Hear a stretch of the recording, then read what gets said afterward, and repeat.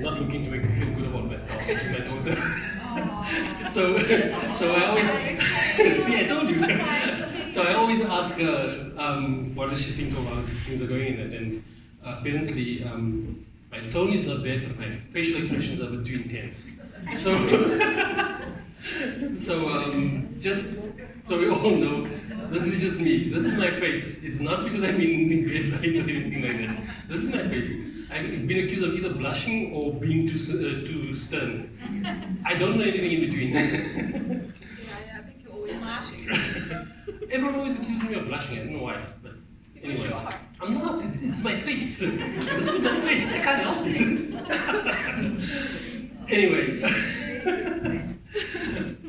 I'm really sorry that dragged for as long as it did. I honestly, the intention was to break just after around 3:15 or so, and then have a second part of the program where, it's not a program, but the second part of the discussion, where we were hoping that a lot of points were raised, as you guys can see, these discussions, and the reason why I like the discussion format is because it allows us to rabbit hole into the things that are pertinent at that point, rather than I've got a speech that I need to work through and you need to listen to me to the end and that's it. It's about engagement. It's about being able to have a meaningful discussion about what's important rather than just being told what's important. So with that in mind, and despite having so much more to talk to you guys about, I think I'm going to open it up to just like asking questions or sharing your thoughts on the points that were already raised, because there was a lot that we spoke about. And like Dineo said, I didn't get the intonation right. Dineo. Ah, Dineo. Right? Okay, so like Dineo said, is that better? Okay, cool. The focus is on really making sure you keep us honest about the fact that what you came here for is what you actually got. I don't want to call this gender wars, and we spoke about self-esteem, right? But I'm hoping that we can connect the dots between self-esteem and what causes the contention in the gender wars and in the relationships. So if anything, I really want to respect everyone's time, so I don't want us to go beyond 5 o'clock. We might go over a few minutes. I don't know, what's the time now? 16:42. Wow, okay, so we've got about 20 minutes at the most. In that 20 minutes, I want to hopefully take some questions, get some statements, provide clarity if there was anything that we presented that seems like that doesn't sound right, or we disagree with that, or maybe that's not fair, whatever the case is. So this is the opportunity to like keep us honest, and I mean that. I'm not just saying it because we're trying to like be proper or politically correct. Keep us honest. If you're not going to keep us honest, then we're going to also, you're part of the problem then, for starters. And secondly, we're going to assume that what we're doing is beneficial and we might be causing harm. So part of how you support the oppressor as well, if you're not going to keep us honest, we become oppressors and you're not supporting us in that way. So we're here to create understanding, we're here to create harmony, to create a healthier understanding of ourselves and of our partners and of our families. Because when we talk about generational trauma and how we need to break generational trauma and all of these things, it's not the kind of stuff you hear in the mainstream. It's not about becoming selfish and defensive and protecting yourself from all of this evil world around you. Society is who we are. It's as simple as that. You cannot blame society for what it is that you subscribe to, what it is that you refuse to be a part of changing. So the excuses about society is this, and my parents did that, and you don't know how bad I had it, and you don't know what I'm dealing with and all that. No, come on. We owe ourselves more than that. Forget about what you owe your partners, what you owe your families, your children, your parents, or anyone else. You owe yourself more than that, because your self-respect is based on what you're willing to be honest with yourself about, not with anyone else. It's self-respect, it's how much you respect yourself. And if you're going to avoid blatant truths about who you are, forget it. You're harming yourself more than anyone else. Anyway, before I go off on a tangent again, please put forward some questions, challenge us on anything that we said. Oh yes, and the other reason why I want to, why we don't have much time is because I forgot to mention at the beginning, well, apart from the milk that I forgot to buy as well, I forgot to mention also that we have a prize draw at the end of this. So I think we've got four prizes that's up for grabs. And to keep it fair, we're doing a blind ballot. So when you guys came in, I'm hoping that if your name wasn't on the register, that you wrote your name down. Because we're now going to use that, throw it into a box, and someone's going to pick randomly, and then you're going to win something. Okay.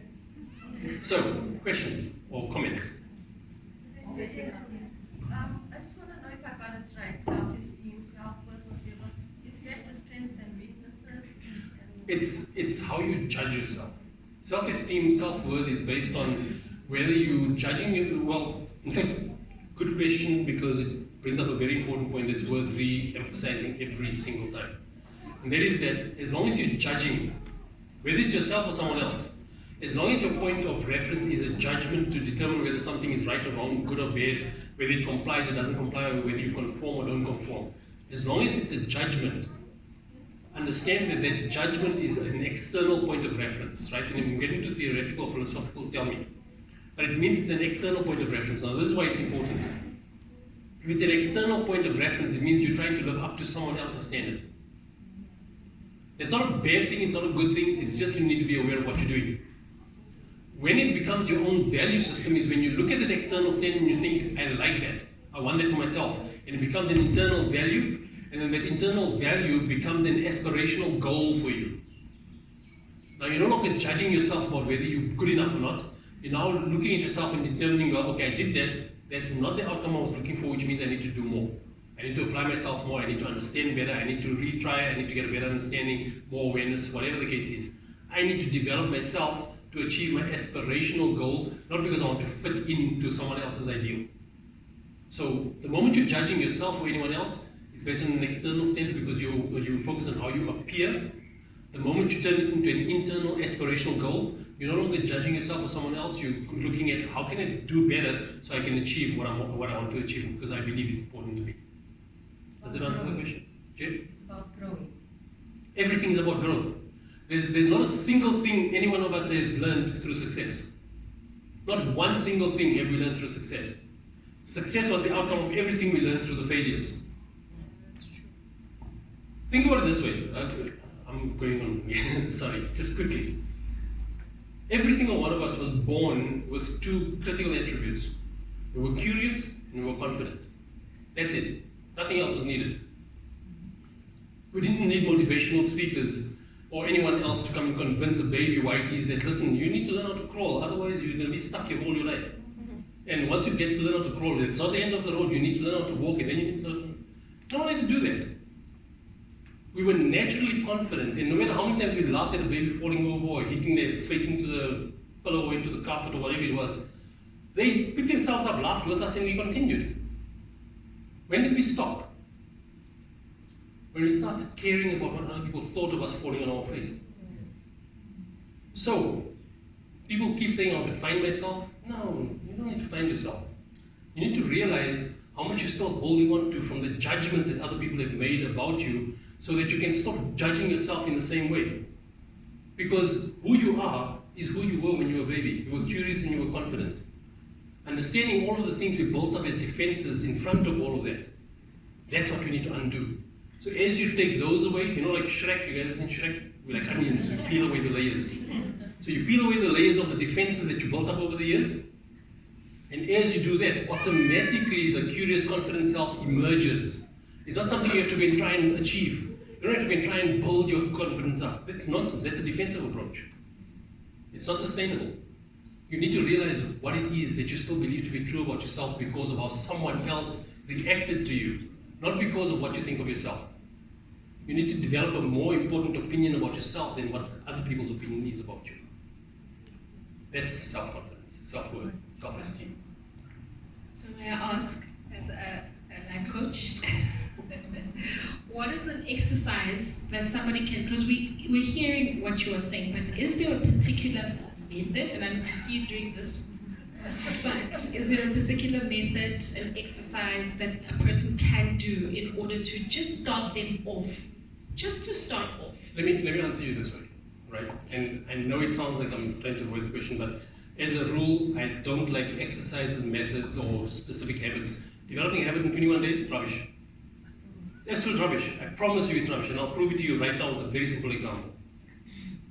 Most of us, or all of us, like milkshake, right? Some of you that heard this from before, you already smiling. Okay? Or just assume any drink that you like, milkshake or sparkling water versus still water, whatever the case is, right? You liked something, and that was what you were going to go to every single time. So let's just use milkshake as an example. So you like vanilla milkshake because you liked the texture, you like the taste, you like the temperature, you like how it felt when you had it, and every single time you went out looking for milkshake, you ordered vanilla. Someone kept telling you, why don't you try chocolate, try chocolate. No, vanilla works for me, this is me, I like it. And then one day you decide, tired of this guy nagging me, let me try chocolate. And you try chocolate. And suddenly you realize that beyond vanilla, there's a whole lot of taste in chocolate, and it hits a whole lot of notes that you never ever imagined. And from that moment onwards, whenever you ordered milkshake, you ordered chocolate. You didn't have to drink chocolate milkshake for 21 days to develop it as a habit before you wanted to have more of it, to convince yourself it tastes nicer. The whole point of habits is that we see value in something and then we keep doing it because we want to recreate the value. If you have to do the same thing for 21 days before you're convinced of the value, you're lying to yourself. You're adopting someone else's idea of what productivity looks like. So no 4 a.m. clubs. No 4 a.m. clubs. It's like Turgid. Someone should teach Robin Sharma about Turgid, seriously. 7 effective. Listen, the thing is, I'm asking. Anyone who wakes up early in the morning, forget about everything else. Anyone who wakes up early in the morning and allows themselves to actually smell the air outside, not from bed. I'm throwing shade. Sorry, I can't help myself. So things like 7 habits of highly effective people, 5 a.m. club, all of these things, it's good to get insights into what works for someone else. But if you try to adopt it because it works for someone else, it's not yours. It's an external standard. You're holding yourself to something that someone else said will work for you, so you work for it. Cool. It will work for you, but you know what? 2 things you won't get from it.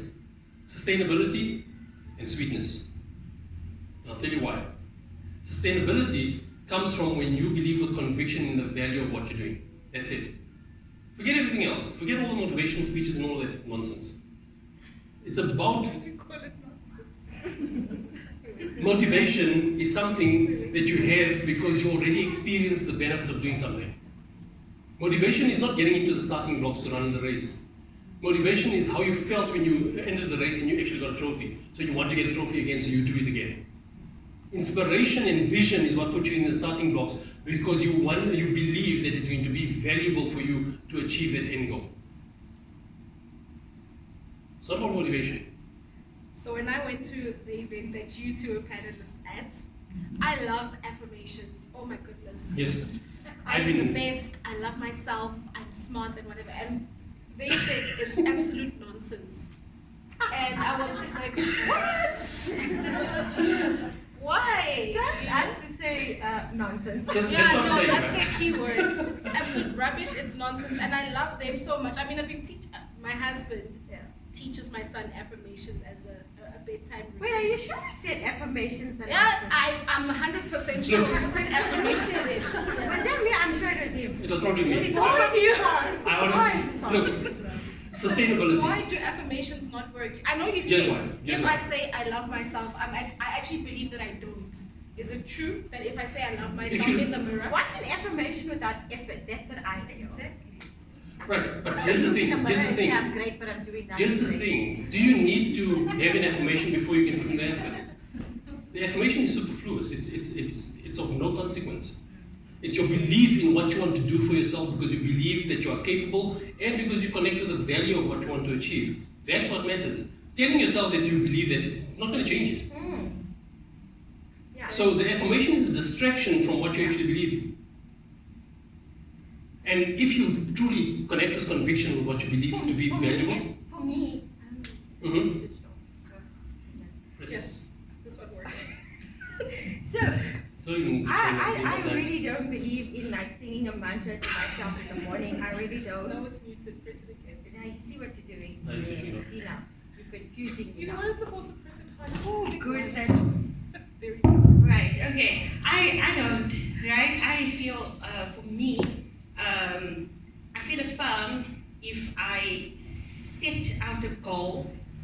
achieve it. For me, that's an affirmation. Right. And even if I fail at it, it's fine. As long as I try, I set a goal, I tried at it, it doesn't matter the outcome, but at least I set out for it. There's no use I stand in the mirror every day and I go, I'm beautiful, I'm great, I'm this, and I go lie in my bed and I feel great about myself. It doesn't work like that. I must say affirmations, but it must inspire me to go out there where I put my best foot forward. You know what I'm saying? So affirmations only work if it's inspiring you towards effort. You know why I was taken aback that day? It's because we're so quickly convinced about what other people say about us first. Hence, some people then end up having insecurity issues because you are nonsense, you are this, you are that, and we internalize that. Yes. Why can't I internalize my own words? Well, Okay. more importantly, why did you internalize their words Yeah. in the first place? Because, I mean, that's just how life... No. I'm not judging. It's not a judgment. This is what I'm saying. You asked You me see, questions, no. Just Things, eh? seriously think about it, right? It's not a play on words. Yeah. If you're going to focus on what you need to remind yourself of, you're not going to focus on why it is that you need the reminder. Why you need the reminder is more important, Okay. right? So the second thing that you don't do, remember I said there's two things. You don't get sustainability and you don't get sweetness. If you adopt an approach that is methodical or exercise-driven or very deliberate in what you're doing. Because the first thing is that you're adopting someone else's process, someone else's method, right? And that has its place. I'm not saying it doesn't have its place. I'm asking you to be aware of what it is that you're getting yourself into. So when you adopt someone else's method and you apply it, you'll get results. But there's two things you need to be aware of. The one is that the results you're going to get is going to be relative to how it is that you applied someone else's method in your life. And when you achieve those results, you'll feel accomplished. But you're not going to get the sweetness of it because it was still someone else's method. So you'll get some joy, you'll feel success, you'll feel okay about it. But I promise you, the moments that really, really connect, that hit you deep, that changes your sense of self, is the ones where you figure something out according to your value system and why it's important to you.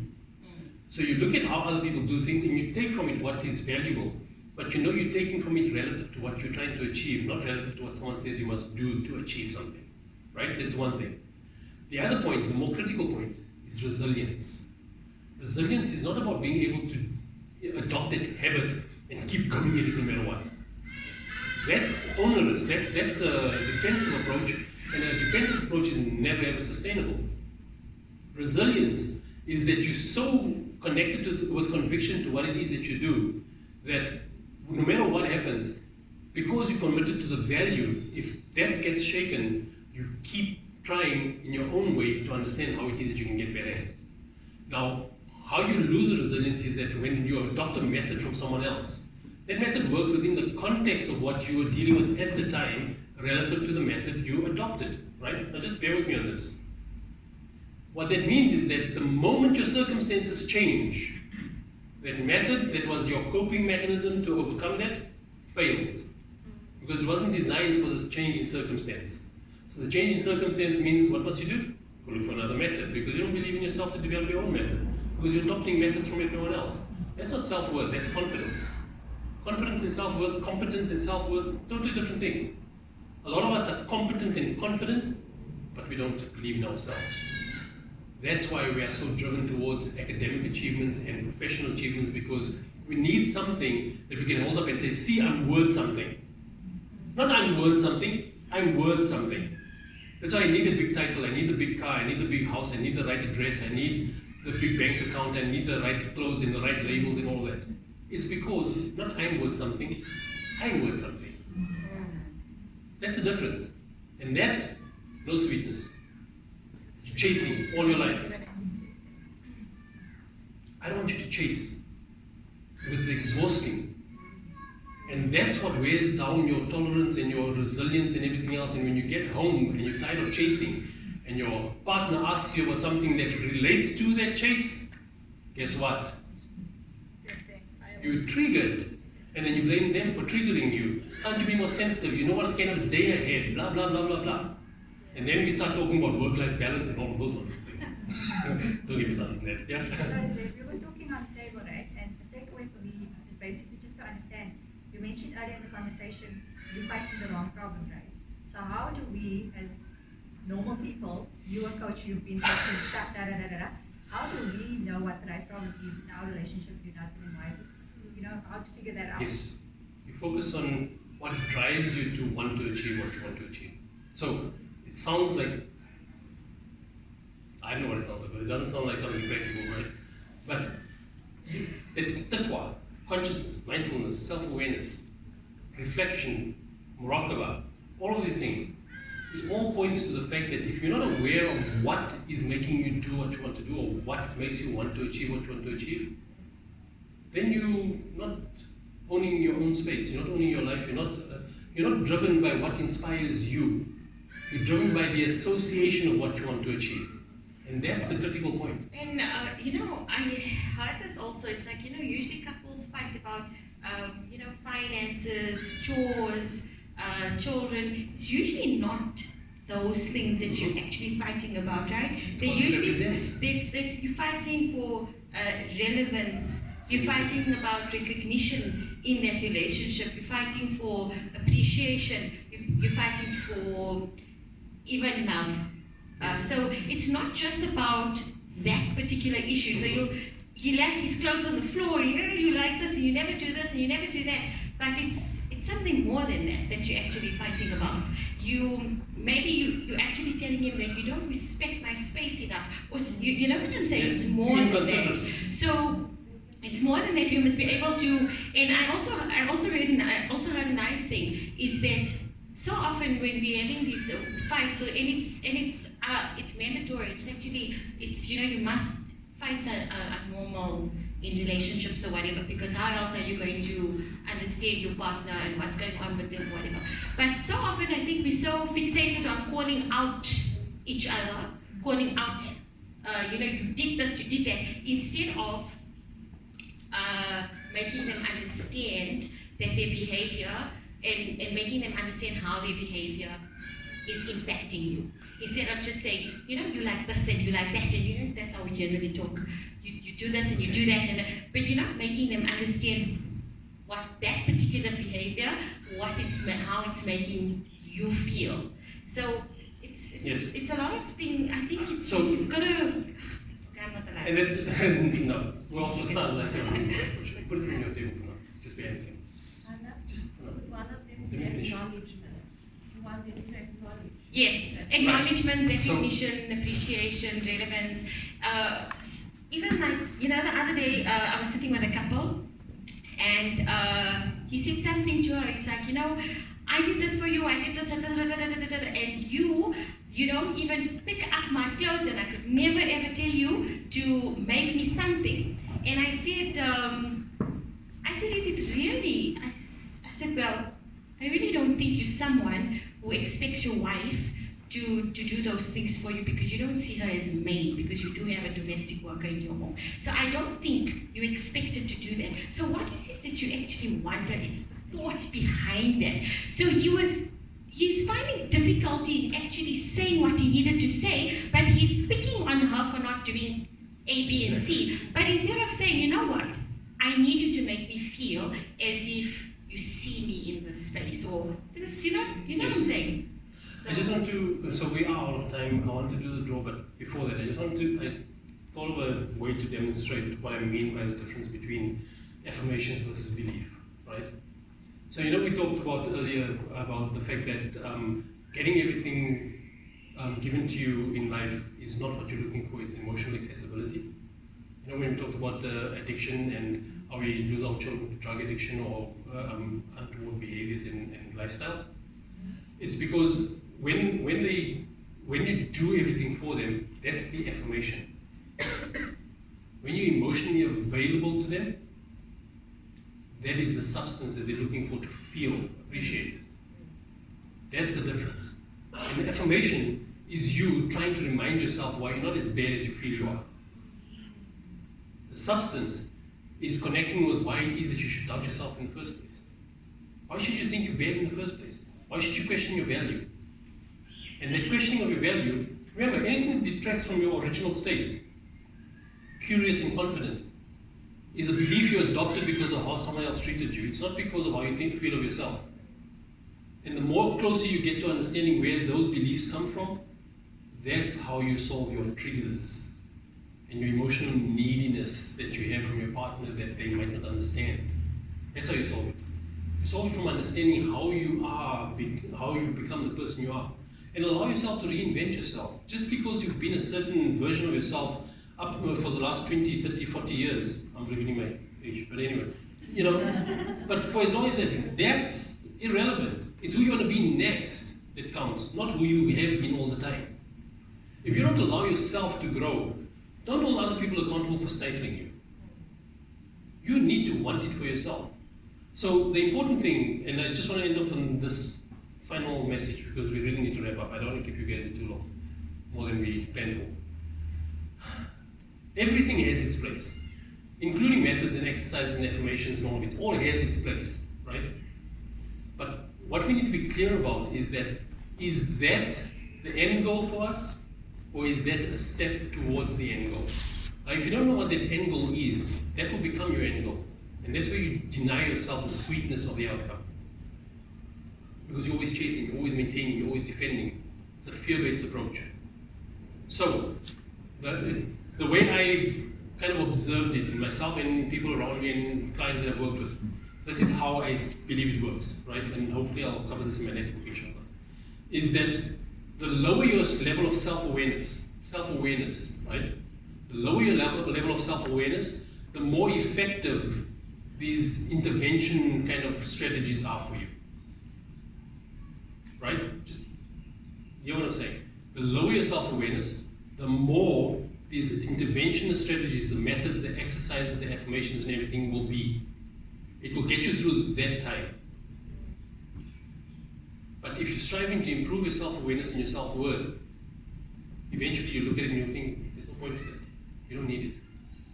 So the healthier your self-awareness, the more mindful you'll be, and the more you'll be driven by wanting to create value because you believe you're capable of creating value, not because you're there to achieve something that's going to be admired. That's what we need to be driven by. Who do we want to be, not who do we want others to see us as? Now you're talking self-worth, not status. And as long as two people in a relationship come together with that, you can have completely different interests, but because you connect as humans in that way, you want to build each other up in what's important to each other, not what's important to you. Okay, I hope this discussion was beneficial and valuable and worth taking home, and worthy of Saturday afternoon as well. And Jazakallah for the support, Jazakallah for the feedback, and we look forward to more feedback as well, please. So I think those of you that booked online directly, in a couple of weeks' time, you'll probably get a prompt from Trustpilot as a review to rate us. Please be honest with your rating. If you're going to tell us what you want to hear, we're never going to be able to grow. It might make us feel good for a while, but there's no sweetness in that. Right? So we're looking for taking this to the next level every single time, inshallah. So Jazakallah for that, and before you leave, time to give away some prizes. So Jazakallah for your support, and if we came across in a way that seemed untoward or condescending, it wasn't intended that way, so please come and chat to us and we can clarify. But like I said, all of the interventions, they all have a place. This is not about diminishing the value of any of them, it's about realizing when we need which one so that we can continue growing behind it. Okay, Jazakallah khair. Assalamu alaikum.